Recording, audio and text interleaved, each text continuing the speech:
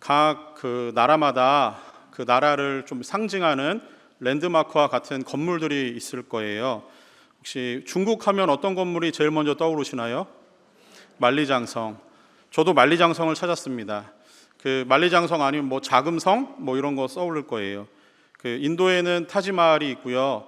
그 호주에는 오페라 하우스와 같은 건물이 있는 것 같아요. 미국은 뭐가 떠오르세요? 자유의 여신상. 맞습니다. 저도 그거를 생각해냈습니다. 일단 통했네요. 2008년 12월 10일에 그 우리 한국에서 한국을 뭐 상징할 만한 랜드마크와 같은 그 어떤 문화재가 하나 있었는데 그게 불에 타는 사건이 벌어졌습니다. 다 아시겠지만 우리나라 국보 제1호였던 숭례문이 화재에 휩싸였던 적이 있어요. 그것을 그 저녁 시간대 뉴스 속보로 계속 타는 현장을 보여줬었는데 그때 그 장면을 이렇게 TV를 통해서 봤던 기억이 납니다. 뭐 저는 특별히 이 숭례문을 아끼거나 사랑하는 사람은 아니었어요. 그런데 그것이 이렇게 화재 가운데 소실되어지는 것을 볼 때 이 마음은 굉장히 좀 심란한 마음은 있더라고요. 아마 우리 대부분 대한민국 국민들이 별반 이 그 숭례문에 대해서 깊은 애정을 갖고 있지는 않았었지만 그런데 그 건물이 사라져가는 것을 보면서 마음이 꽤나 슬프고 비탄한 심정은 아마 대부분 가지고 계셨을 겁니다. 자, 이렇게 그 나라들마다 각각 가지고 있는 여러 가지 소중한 의미를 담은 그런 건물들이 있을 텐데요. 그 건물들은 우리가 생각하는 것 이상으로 그 정서적으로나 감정적으로 어떤 그 이상의 가치가 있고 그리고 어떠한 영향력을 좀 가지고 있는 것 같은 생각이 듭니다.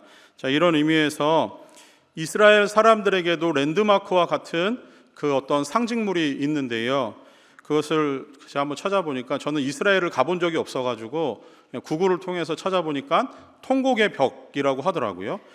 그래서 이 통곡의 벽이 뭔지 좀 이렇게 조사를 해봤어요. 그러더니 AD 63년에 헤롯이 유대인의 환심을 사기 위해서 그 성전을 이게 다시 짓게 됐는데 그 성전은 기존에 있던 성전보다도 훨씬 더 웅장하고 화려하고 멋진 성전이었습니다. 그런데 유대인들 중에 몇몇이 이 로마 정부로부터 자유함을 누리려고 그 정부에 반항을 하는 사건이 생겼고 그 틈에 이제 AD 70년에 티투스 장군이 예루살렘을 다시 함락을 하고 그리고 성전을 완전히 파괴하는 일이 벌어졌습니다. 그 이후로 로마는 유대인들이 예루살렘을 자유롭게 왕래하지 못하도록 통제하였고 그리고 1년에 단 한 번 이 성전을 방문할 수 있는 날을 열어줬습니다. 그때 유대인들이 파괴된 예루살렘 성전에 앞에 이제 찾아갔는데 뭐 잔해만 남았었을 거예요. 그리고 서쪽 벽이 좀 남아 있는 것을 보면서 그 앞에서 사라진 성전의 모습을 보며 그들이 통곡하며 눈물을 흘렸습니다. 그리고 그 벽은 여전히 지금도 존재하고 이스라엘 백성들은 그 벽 앞에서 눈물 흘리며 자신들의 기도를 올려드리는 모습들을 볼 수 있습니다. 유대인들이 이 파괴된 성전을 다시 짓기 위해서 뭐 부단한 애를 많이 썼을 겁니다. 자, 그런데 여러 번의 시도를 했지만 실제로는 정치적인 이유나 종교적인 이유 때문에 그 성전을 다시 재건하는 일은 지금까지도 이루어지지 않고 있습니다. 그러다가 AD 691년에 이슬람이 이 예루살렘 성전 터 위에 황금 사원, 이슬람 사원을 세우게 됩니다. 그리고 그 이제 더 이상 그 유대인들은 거기다가 그 이슬람이 물러나지 않는 이상은 또 다른 새로운 하나님이 원하시는 성전을 그들은 세울 일이 이제 만무해진 상황이 되어버렸지요. 그러다 보니까 그들의 통곡의 소리는 점점 더 커지는 것은 어쩔 수 없는 일인 것 같습니다. 이 예루살렘 성전에 세워져 있는 이 황금 사원이 이슬람에서도 그 세 번째로 중요한 성지 중에 하나라고 하더라고요. 그러다 보니 지금 그 유대인들과 이슬람 사람들 이 사이에 이 그 성전의 터를 놓고 굉장히 치열한 어떤 종교적인 논란이 있는 중심지가 그 예루살렘 성전의 그 터가 되었다라고 하더라고요. 이렇게 그 유대인들이 성전에 대해서 굉장히 집착하는 이유가 있는데 이 성전은 그들의 삶에 있어서 가장 중심이 되는 장소이기 때문입니다. 뭐 잘 아시겠지만 성전은 역사적으로 출애굽 이후에 광야에서 이스라엘 백성들이 생활을 할 때 하나님께서 모세를 통해서 하나 지으라고 하신 이동식 성전의 모습이 있었습니다. 그것을 우리는 성막이라고 불러요. 쉽게 철거하고 또 쉽게 펼쳐가지고 하나님을 예배할 수 있는 장소, 제사의 장소로 사용했기 때문에 텐트의 형태로 지어졌습니다. 성막에 들어가는 기구들은 그 각각의 기구와의 고리가 있어서 긴 채를 꿰가지고 그것을 제사장들이 어깨에 메고 이동할 때는 메고 이동하는 일들이 있었습니다. 자, 그러다가 이제 하나님이 주실 약속의 땅에 그들이 정착을 하게 돼요. 정착을 하면서 그들은 하나님이 원하시는 그 성막이 아닌 이제 진짜 건물 형태의 성전을 짓기를 원했습니다. 그것을 다윗이 마음의 소망을 품고 하나님 앞에 성전을 짓기 위해 기도했지만 하나님은 다윗에게 성전을 지을 준비를 하라고 하셨고 그의 아들인 솔로몬이 성전을 7년 만에 완공을 하게 됩니다. 그리고 그 성전의 가장 중심이고 핵심적인 공간인 이 지성소에 하나님의 언약궤가 들어오는 날 제사장들이 언약궤를 메고 지성소에 언약궤를 안치하고 나서 그 하나님의 영광이 온 성전에 가득했다라고 하는 이 열왕기상 8장 11절의 말씀이 있는데요. 자막을 보시면요, 제사장이 그 구름으로 말미암아 능히 서서 섬기지 못하였으니 이는 여호와의 영광이 여호와의 성전에 가득함이었더라, 이렇게 말씀을 합니다. 다시 얘기해서 하나님의 영광이 완전히 그 성전을 가득히 메우고 있는 그런 형태입니다. 솔로몬이 지은 이 예루살렘 성전은 다른 어떤 것들과도 비교할 수 없는 하나님의 영광이 있는 곳이었기 때문에 이스라엘 백성들에게 있어서는 그 건물 자체가 그들의 자부심이고 그들의 정체성이었습니다. 이스라엘 사람들은 하나님은 그 성전에서 떠날 리 없다, 하나님은 이 성전을 떠나지 않을 것이라고 하는 생각을 가지고 있었습니다. 그러나 그들의 생각은 헛된 망상에 불과했습니다. 하나님은 성전을 떠나셨어요. 그리고 솔로몬이 지은 성전은 무너졌습니다. 이스라엘 사람들의 가장 중요한 삶의 근간, 그들의 정체성이 성전이 무너짐과 함께 무너져 내렸습니다. 하나님이 떠나시고 성전이 무너진 것을 선지자들을 통해서 계속해서 이스라엘 백성들에게 하나님이 경고로 주셨어요. 그런데 그들은 하나님의 경고를 무시하고 마치 망할 것을 준비하는 사람들 마냥 그들은 끊임없이 하나님 반대 방향으로 나아갔습니다. 이스라엘 사람들은 성전 안에서 바알과 아세라의 신상들을 가지고 들어왔고, 그리고 하나님을 제사하는 드리기 위한 제단에 바알과 아세라나 각종 우상들을 섬기는 제물들을 펼쳐서 올렸습니다. 형식은 남아있지만 그들의 마음이 없는 제사를 드리는 그 모습을 통해서 마치 그들은 하나님을 기만하는 듯한 행동을 하고 있었던 그 시대였습니다.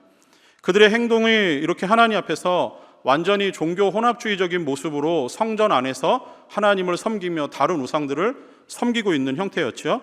자, 성전 안에서도 이 모습이 나타나고 있는 지경인데 성전 밖에서의 그들의 삶은 말할 것도 없습니다. 성전 밖에서는 제사장들과 사회 지도층들이 부정과 부패한 삶, 그리고 불의가 넘치는 그런 사회를 만들어 버렸습니다. 기득권을 가진 자들은 양심의 거리낌도 없이 사회적 약자들을 향해서 그들의 삶을 완전히 짓밟는 그런 모습이었습니다. 가난한 자들에게 폭리를 취하고 힘없는 자들의 것을 빼앗고 그리고 폭행과 폭력으로 그들을 억압하였습니다. 사회적 정의는 무너지고 하나님이 기뻐하실 공의는 실천되지 않았습니다. 이런 상황을 하나님은 지켜보고 계시면서 그들에게 수많은 선지자들을 통해서 하나님께로 돌아오라고 그렇게 외쳐댔지만 그들은 듣지 않았습니다. 결국 그들은 스스로가 하나님을 버리고 하나님을 떠나서 완전히 엉망진창의 삶을 살게 되었고, 하나님은 그들에게 징계를 내리셨습니다. 북쪽 이스라엘은 아수르에 의해서 멸망을 당하고 남쪽 유다는 바벨론에 의해서 망하게 되었습니다. 남쪽 유다가 바벨론에 의해서 망하게 되면서 그들이 자랑하는 예루살렘 성전은 무너지게 되었습니다. 그리고 남유다 사람들은 바벨론의 포로로 끌려가서 바벨론 제국의 광활한 영토에 흩어져서 포로민으로 살아가게 됐습니다. 그러나 하나님의 은혜는 거기서 끝이 아니었습니다. 하나님은 회복을 약속하셨어요. 예레미야 선지자를 통해서 70년이 지나면 돌아오게 하시겠다라고 약속을 하셨습니다. 포로 생활하던 그들에게 있어서는 이 하나님의 약속, 회복의 약속이 굉장히 중요한 소망이었을 거예요.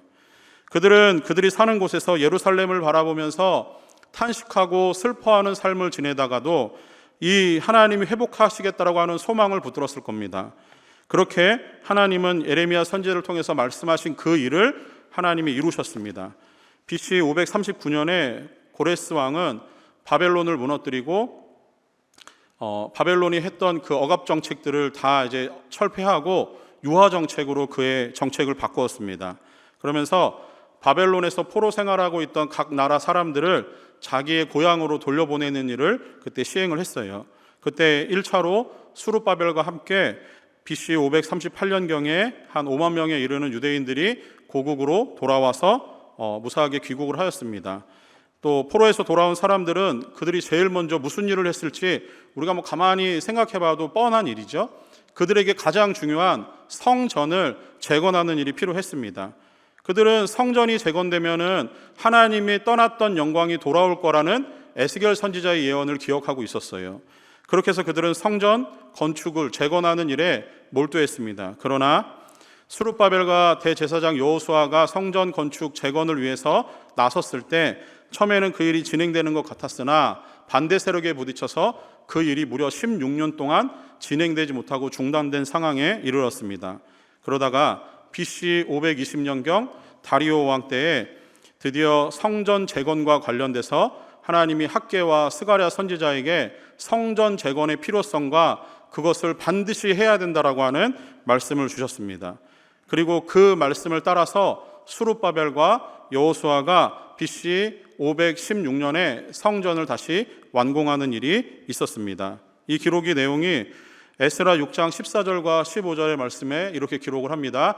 유다 사람의 장로들이 선지자 학개와 이도의 손자 스가랴의 권면을 따랐으므로 성전 건축하는 일이 형통한지라 이스라엘 하나님의 명령과 바사왕 고레스와 다리오와 아닥사스다의 조서를 따라 성전을 건축하며 일을 끝내되 다리오 왕 제6년 아달월 3일에 성전 일을 끝내니라. 이렇게 기록을 해요. 다시 얘기해서 이 성전에 대한 역사적인 배경 속에서 드디어 이제 스가랴 선지자가 성전 재건과 관련된 그 여러 가지 하나님의 말씀을 듣고 성전 재건을 해야 하는 필요성을 선포함과 동시에 하나님의 말씀으로 그들의 삶을 위로하는 말씀이 스가랴 선지자의 말씀이었습니다. 오늘 우리가 읽은 이 스가랴 말씀은 성전 재건에 대한 이 메시지와 함께 그들이 한 가지 가지고 있던 오해는 성전만 지어지면 하나님이 돌아오시고 잃어버렸던 하나님의 영광은 옛날처럼 회복될 것이라는 그들의 생각이 잘못되었음을 하나님은 스가랴 선지자를 통해서 말씀을 주세요. 그런데 이 말씀이 성전을 재건하는 과정에서 스가랴 선지자를 통해서 완공되기 이전에 그러면 어떠한 삶을 살아야만 성전이 재건되고 하나님의 영광이 돌아오는 것인가? 그것에 대해서 회복을 위해서 이스라엘 백성들이 해야 할 일이 무엇인지를 하나님이 스가랴 선지자를 통해서 말씀을 하십니다. 그리고 그 이후에 궁극적으로 과연 우리가 원하는 참된 성전은 누구이고 완공된 성전에 나타날 하나님의 영광은 어떻게 나타나는가? 그것이 궁극적 메시아의 모습을 통해서 우리에게 선포되는 말씀이 스가랴의 말씀입니다.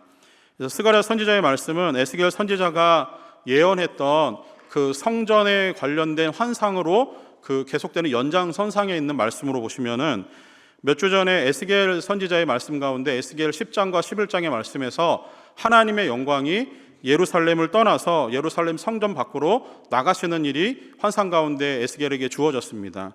그랬던 하나님의 영광이 에스겔 43장에서 다시 예루살렘으로 그리고 그 과정에서 하나님이 기뻐하시는 성전으로 돌아온 환상을 이 에스겔에게 보여주세요. 그 과정에서 이 주제가 쭉 이어지면서 에스겔은 이 주제를 이어서 계속 말씀을 전합니다. 그 가운데서 실제로 포로로 돌아온 자들은 성전만 다시 지어지면 된다라는 아니란 생각에 빠져 있는 것을 보게 되고 그렇게 마음만 가지고는 하나님의 영광이 돌아오지 않는다. 회복의 길을 위해서는 가야 할 바가 있다라는 것을 말씀을 하십니다. 그 중에 스가랴 1장 3절 말씀에서 아주 중요한 스가랴 선지자의 메시지가 나오는데 하나님이 이렇게 말씀하세요. 돌아오면 하나님도 그곳으로 돌아가겠다라는 말씀을 하십니다. 자, 근데 포로에서 돌아온 사람들에게 돌아오라라고 하는 건 어떤 의미냐면은 포로에서 돌아오겠다라고 하는 의미가 아니라 하나님께 마음을 다해서 돌아오라는 거죠. 하나님께 마음을 다해서 돌아오면 하나님께서도 그들에게 돌아가서 그들의 하나님이 되어주시겠다라고 하는 말씀이었어요. 그런데 하나님이 돌아오시는 그것이 회복의 관점에서 봤을 때 하나님이 돌아오시려면 돌아오는 과정에서 이스라엘 백성들이 회복을 위해서 준비해야 할 일이 있다라는 말씀입니다. 오늘 우리가 이 말씀을 같이 세 가지의 관점에서 함께 나누려고 합니다. 자, 진정한 회복을 원한다면 하나님이 이스라엘 백성들에게 무엇을 원하시는가? 요 세 가지 포인트가 오늘 말씀의 핵심입니다. 첫 번째는 회복을 원한다면 하나님이 나의 삶의 주인임을 인정을 해야 됩니다. 아멘이시죠? 하나님이 여러분의 삶의 주인이시죠? 오늘 우리가 읽은 본문의 말씀 14절의 말씀을 다시 한번 우리가 읽어보도록 하겠습니다. 14절의 말씀입니다. 만군의 여호와가 이같이 말하노라. 너희 조상들이 나를 경노하게 하였을 때에 내가 그들에게 재앙을 내리기로 뜻하고 뉘우치지 아니하였으니, 이렇게 말씀을 해요. 하나님께서 그 너희 조상들에게 경노하였을 때부터 그리고 이제 성전이 재건되고 있는 그 시간까지 하나님이 그들과 함께 하셨다라는 거예요.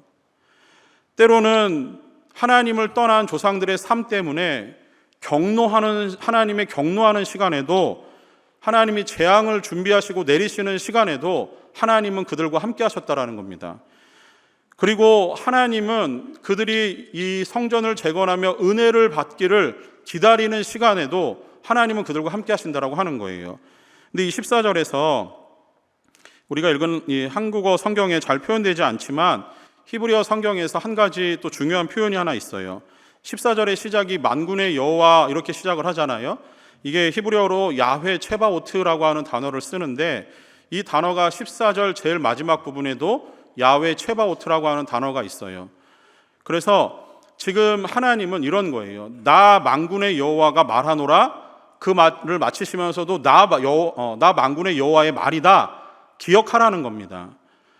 여기서 그 체바오트, 야훼 체바오트라고 하는 이 의미가 뭐냐면은 온 세상을 주관하시는, 그래서 모든 인간의 역사 가운데서 싸우시는 하나님의 군대의, 하늘 군대의 주인 되신 하나님을 선포할 때 체바오트라고 하는 단어를 써요. 그래서 이 의미를 조금 살려서 직역을 해보면 이런 겁니다. 나 만군의 여호와가 이같이 말하노라. 내가 너희 조상들이 나를 경노하게 하였을 때에 내가 너희에게 재앙을 내리기로 계획하고 내가 바꾸지 않았던 것을 나 만군의 여호와가 말하노라.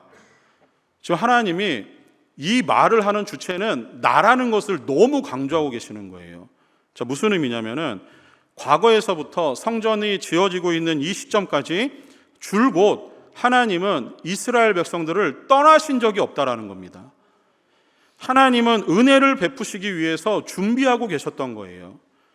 하나님은 강력한 의지를 담아서 내가 항상 너희들과 함께 하였다라는 것을 말씀하시는 거예요.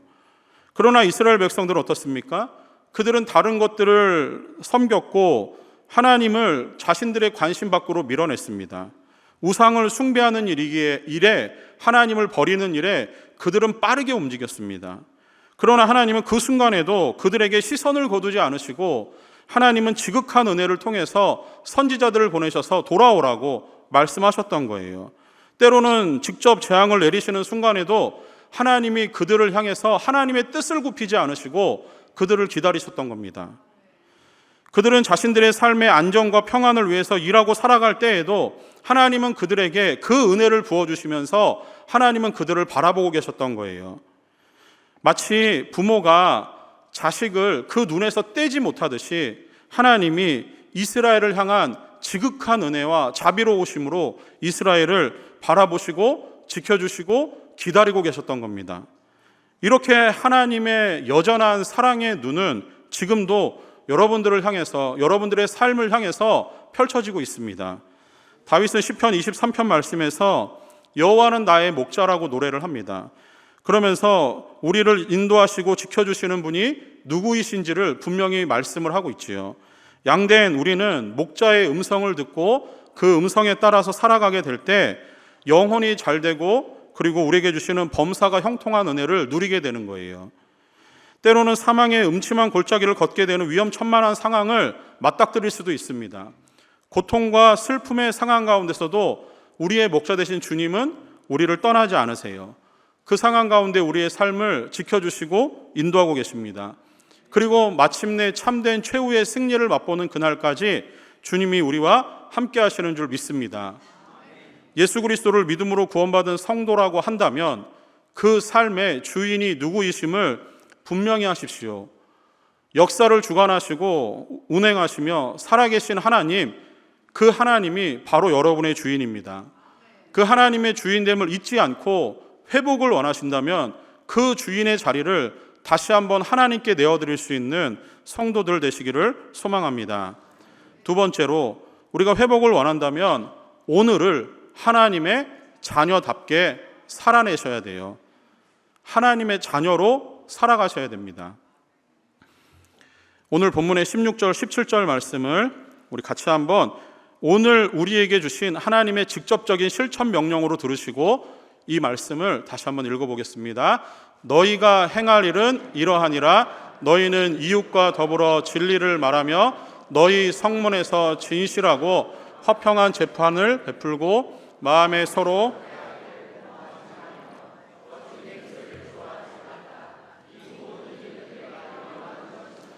여호와의 말이니라. 아멘.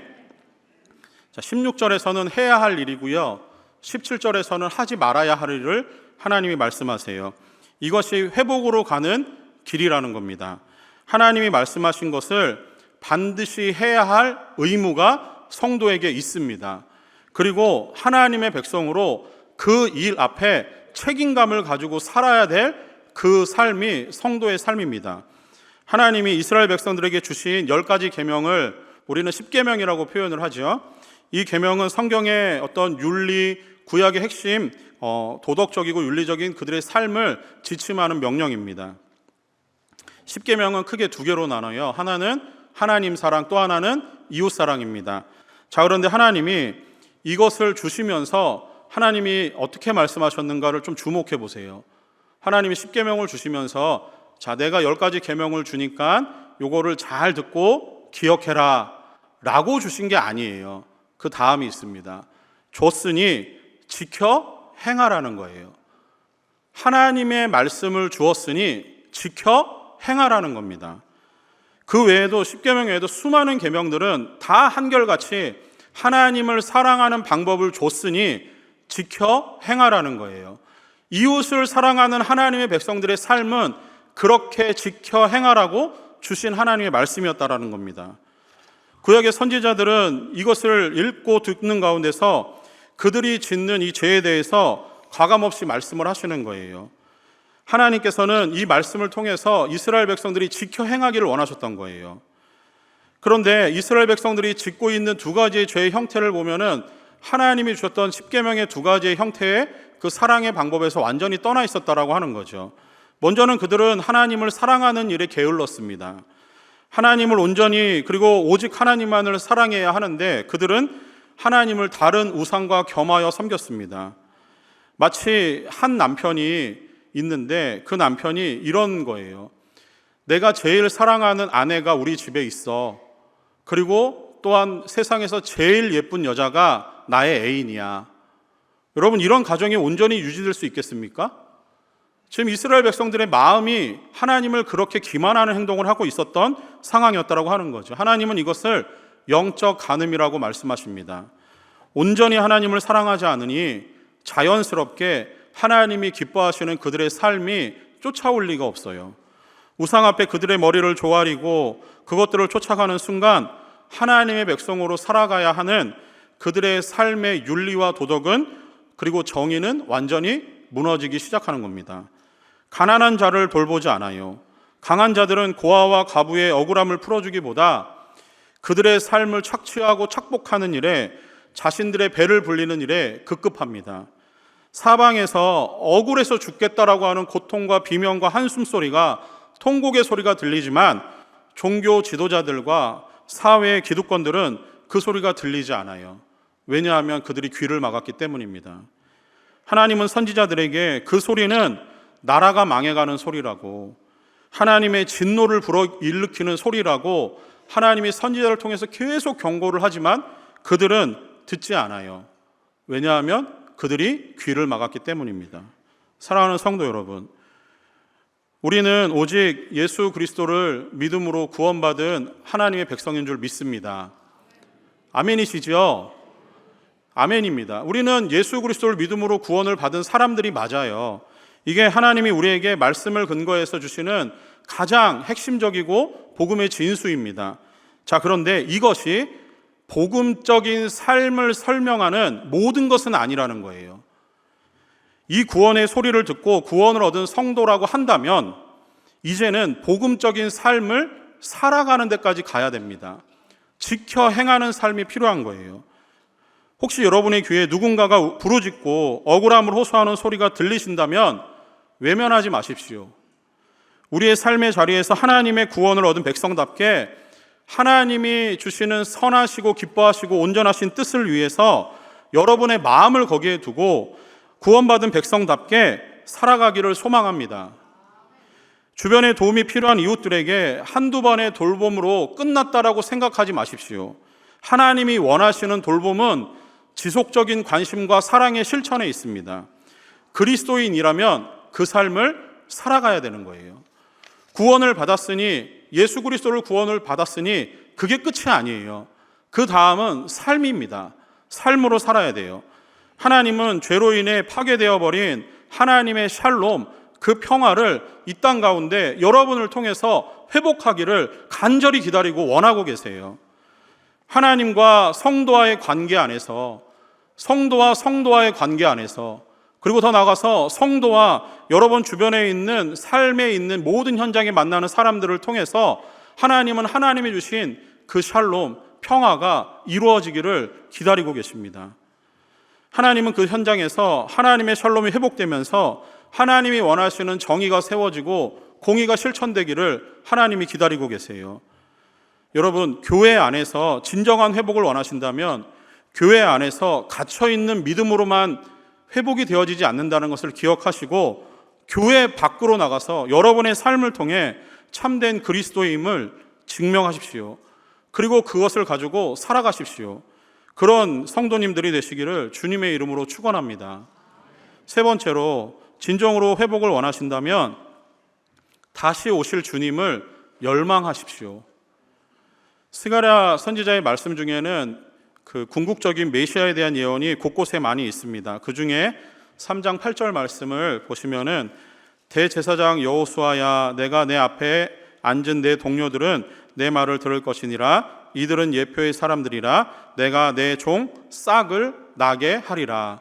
자, 여기서 얘기하는 내 종 싹, 이게 바로 예수 그리스도를 표현하는 부분입니다.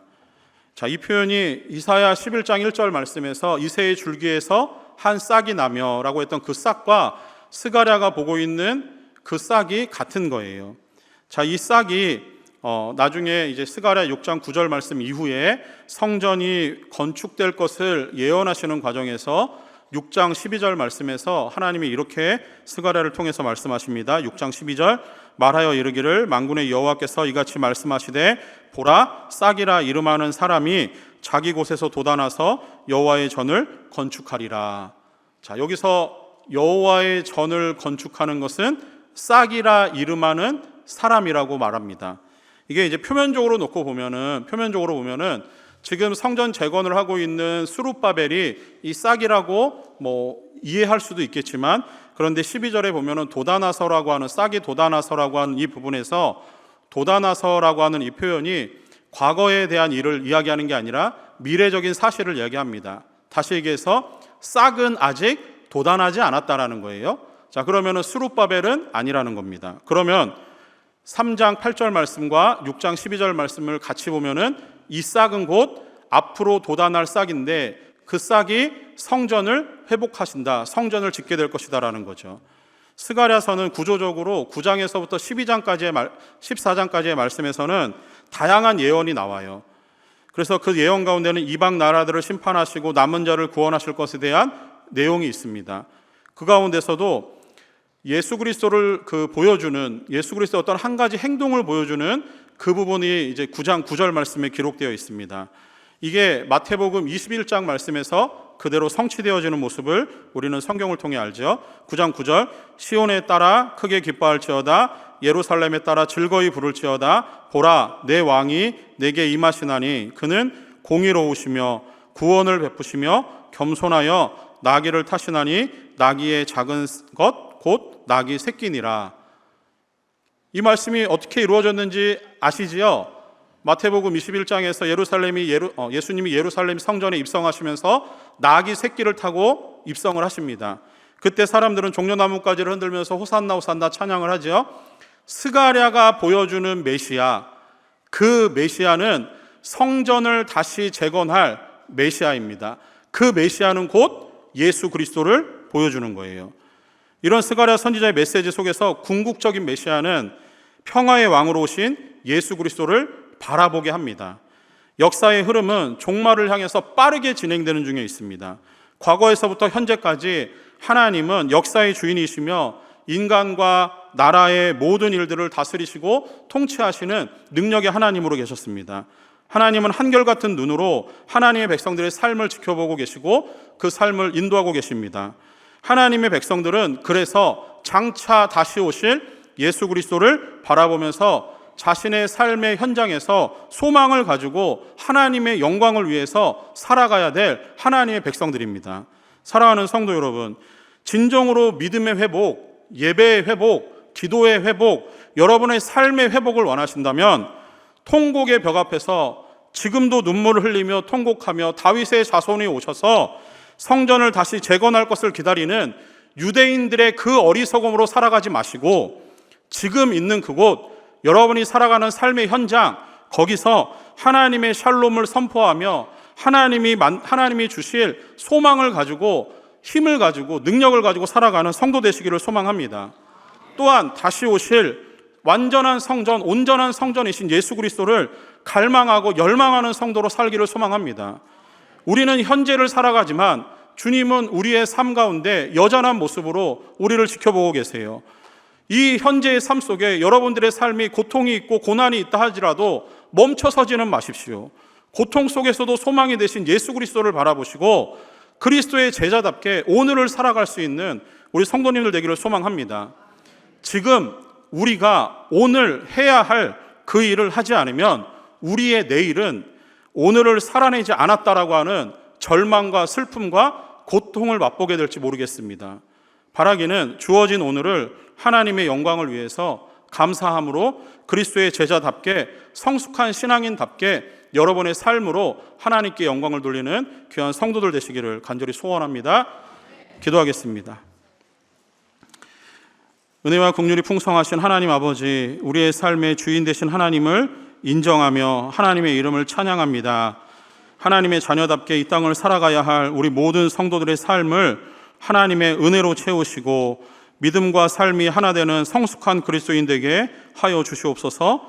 그리스도를 믿음으로 구원을 받은 복음의 사람들이 오니 복음에 걸맞는 삶을 살게 하시고 하나님만을 기뻐하며 즐거워하는 삶을 살아가게 하여 주시옵소서.